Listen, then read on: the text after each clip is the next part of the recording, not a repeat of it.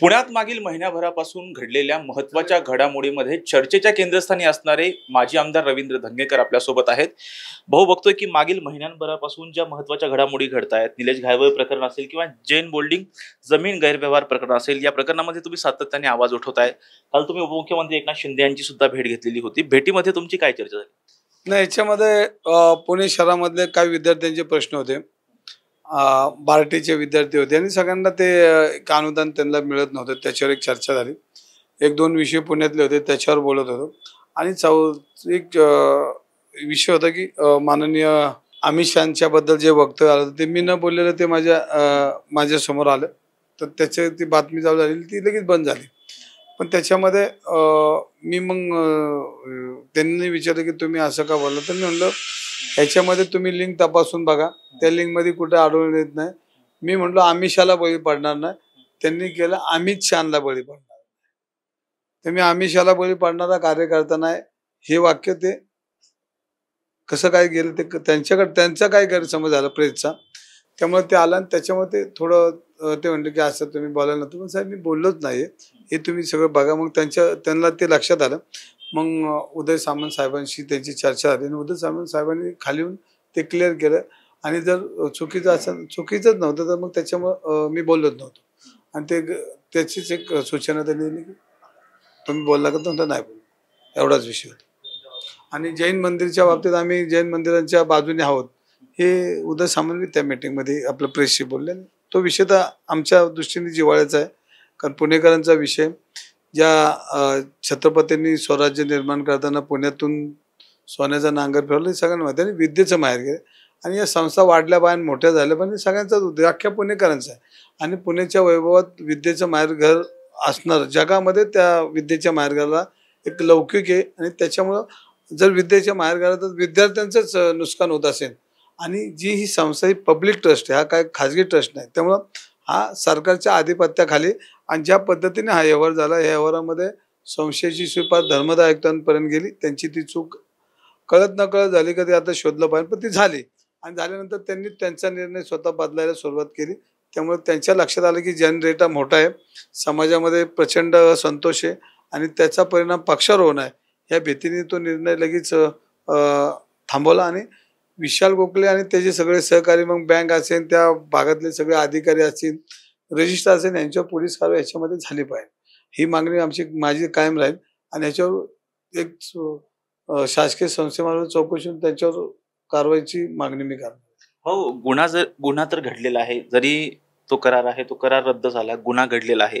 या प्रकरणी महापालिकेचे अधिकारी असतील किंवा जे धर्मदाय आयुक्त आहेत किंवा या प्रकरणामध्ये पाहिलं तर ट्रस्टी आहेत, या सर्वांवरती कारवाई झाली पाहिजे फौजदारी, असं वाटतं? नाही, मी ते म्हणून याच्यावर कारवाईच झाली पाहिजे। आणि या कारवाईमध्ये खरंच दूध का दूध पाणी का पाणी होणार आहे, कारण याच्यामध्ये गतिमान व्यवहार झाला, गतिमान, तर तो गतिमान व्यवहार ज्यांनी ज्यांनी केला त्यांना त्याचा जाब विचारला पाहिजे। आणि हा देश लोकशाहीचा देश आहे, हा संविधानावर चालतो, हा कोर्टातनं चालतो, हा नियमाने चालतो।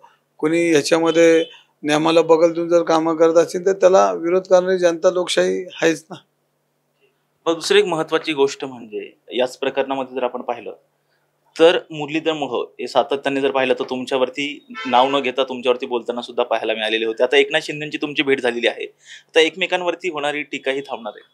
नाही, याच्यामध्ये ते कालपर्यंत मला वेडा म्हणत होते, आता माझं वेड पण गेलंय, म्हणून मी त्यांच्यावर आता बोलत नाही। कारण मी त्यांना हा शब्द दिला की ज्या दिवशी जैन धर्मियांची जागा तुम्ही ताब्यात देता आणि बिल्डर जोपर्यंत हे थांबत नाही, तोपर्यंत माझं वेड जाणार, माझं आता वेड गेलेलं आहे। मला फक्त ते जैन मंदिर मिळावं म्हणून वेड लागलं होतं, ते आता माझं वेड गेलेलं आहे। हो, आजपासून म्हणजे पाहिलं तर एक दिवसीय जैन मुनी आजपासून अन्न आणि जलत्याग आंदोलन करतात।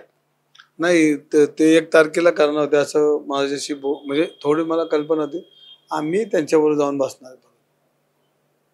मग तुम्ही दुसरा एक महत्त्वाचा विषय जो आहे तो उचललेला होता की मुंबई फ्लाइंग जेट जे आहे त्या प्रकरणामध्ये विशाल गोखले याला ज्या प्रकारची मदत झालेली होती, त्यामुळे जवळपास 197 कोटीचं हवाई विभागाचं नुकसान झालं असं तुम्ही म्हटलेलं होतात।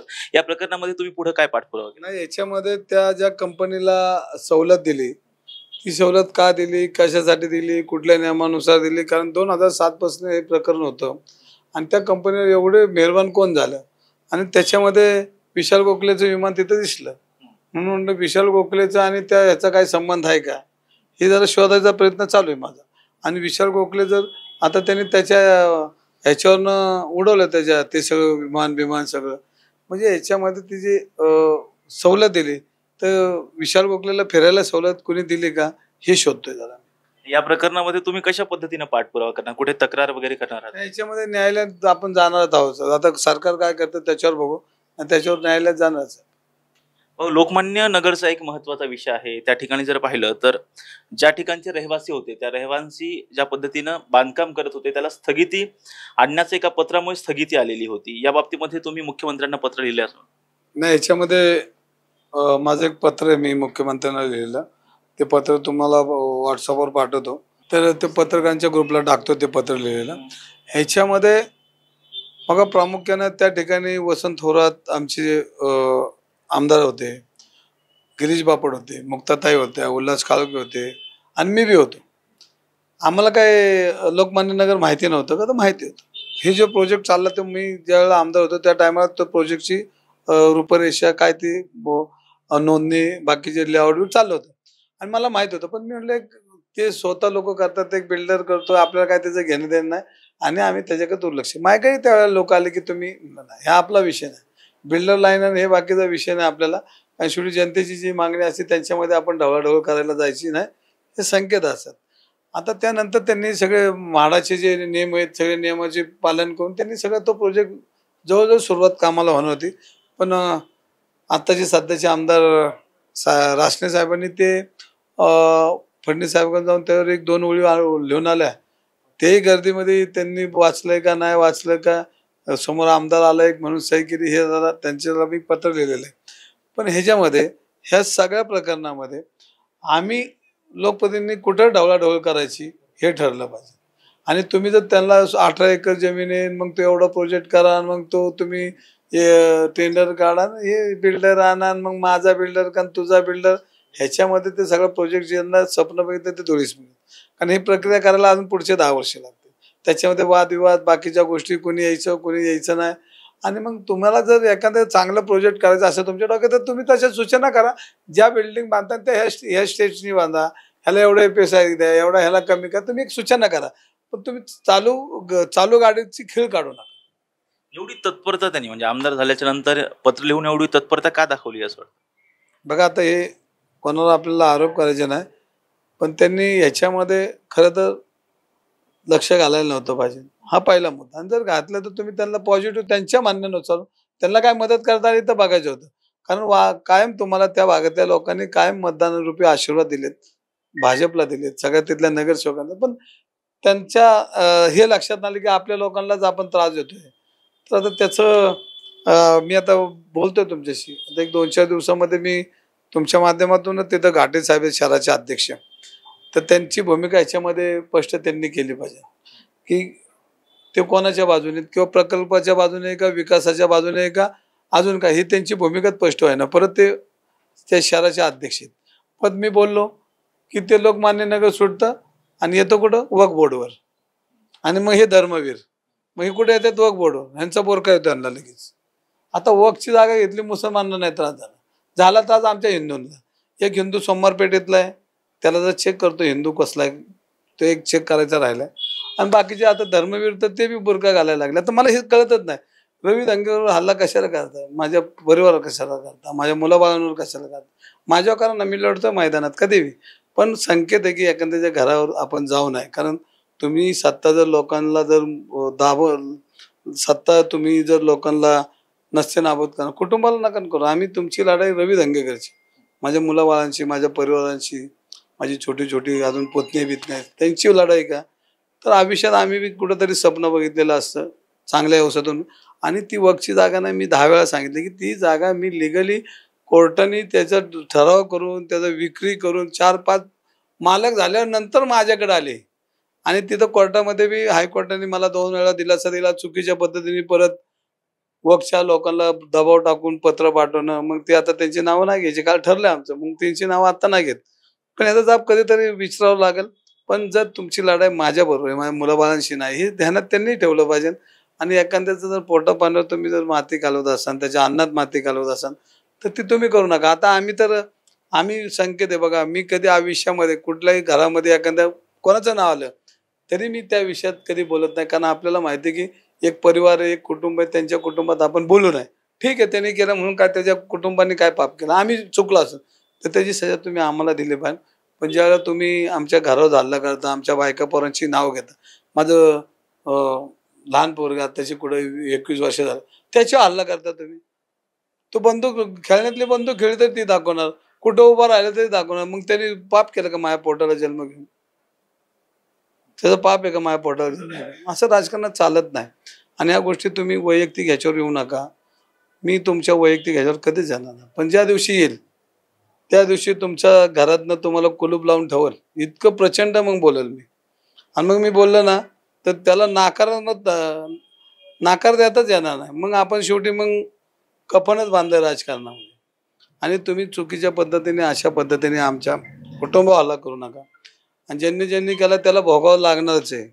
मी काल शिंदे साहेबांशी बोललोय, शेवटची वार मी त्यांना सांगून आलोय, हे सगळं तुम्हाला जर मिटवताना आलं, म्हणजे विनंती केली, तुम्हाला जर मिटवताना आलं तर माझं थोबाड गप असणार. शेवटी माझी लढाई ही माझं कुटुंब वाचवायला मला करायला लागणार आहे. त्याला काय बाहेरचे कोण करणार? माझं कुटुंब मला वाचवत लागणार. आणि ते वाचवत असताना मग मला किती त्याची राजकीय किंमत मी मोजलेली आता पण अजून मोजेल. शेवटी माझी लढाई ही मलाच लढावी लागणार. आणि ह्या सगळ्या गोष्टीमध्ये तुम्ही वैयक्तिक विषयावर येऊ नका. आता हा विषय आता वेगळा होतोय, पण घाटेंना हे मी तुमच्या मार्फतच म्हणतोय की तुम्ही भूमिका स्पष्ट करा, नाही तर परत तुम्ही माझ्याकडे येऊ नका, माझ्यावर येऊ नका, माझ्यावर सरकू नका गाडी. एवढं त्याच्यामध्ये. आणि लोकमान्य नगरमध्ये नागरिकांना न्याय मिळाला पाहिजे. आमची लढाई चालूच राहणार आहे. ही लढाई थांबली नाही, ही लढाई लढणारच. पण त्यांना आता आपण तुमच्या माध्यमामध्ये 5-6 दिवसाची आता त्यांना हे आपण दिलीच स्पेस. तर नाही आलं तर मी शेवटी राडा तर ठरलेलाच, राडा तर होणारच. लोकमान्य नगर मधल्या रहिवाशांनी आमदार हेमंत रासने यांच्या कार्यालयाला घेराव घातलेला होता, मोठं आंदोलन झालं होतं, बाचाबाची झालेली होती. त्यानंतर त्याच लोकमान्य नगरमधील रहिवाशांनी म्हाडाच्या कार्यालयाला सुद्धा घेराव घातल्याचं पाहायला मिळालेलं होतं. या संदर्भामध्ये आता तुम्ही आंदोलन करणार? नाही, याच्यामध्ये मी तुम्हाला सांगितलं की आता मी सांगितलं. आणि जे म्हाडाचे नियम होते ते नियमाला अधीन राहून सगळे ते प्रोजेक्ट पुढे चालू होता. कोण बिल्डर आहे अजून मला माहीत नाही, नाही तर परत त्यांनी त्या बिल्डरची बाजू घेतली. पण लोकांची मागणी पूर्ण झाली.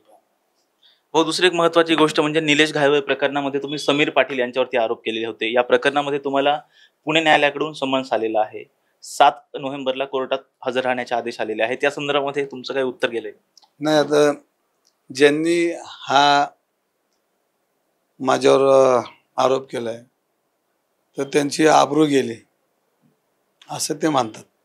आता त्यांची आबरू कशी आहे ती त्यांना पहिली सिद्ध करावं लागेल आणि मग माझ्यावर ताशेल. आता त्यांची आबरू काय, तर त्यांनी मोकामध्ये अटक झाली, त्यांची आबरू ते सांगतील काय आहे ती. त्यांची आबरू पहिली क्लिअर आहे का ही त्यांना पहिले सांगावं लागेल. आणि मग त्यांची आबरू त्यांनी सांगितल्यानंतर कोर्ट मला विचारेल, तर त्यांची आबरू पहिले बघू द्या काय त्यांच्या आबरूत काय गेली त्यांची आबरू. ते म्हणतात की रवींद्र धंगेकरांनी माफी मागावी या प्रकरणामध्ये, मी ते प्रकरण मागे घे. कोण? समीर पाटील. पहिले त्यांची आबरू तर बघू द्या कोर्टात मला. आता मला त्यांची आबरू क्लिअर वाटली तर मग माफी मागायला, पण आबरू जर क्लिअर नसेल तर कशी माफी मागणार? हे होते माजी आमदार रवींद्र धंगेकर. यांनी सर्वच विषयांवरती विस्तृतपणे बोललेले आहेत. मग ते समीर पाटील प्रकरण असेल किंवा जैन बोल्डिंग प्रकरण असेल.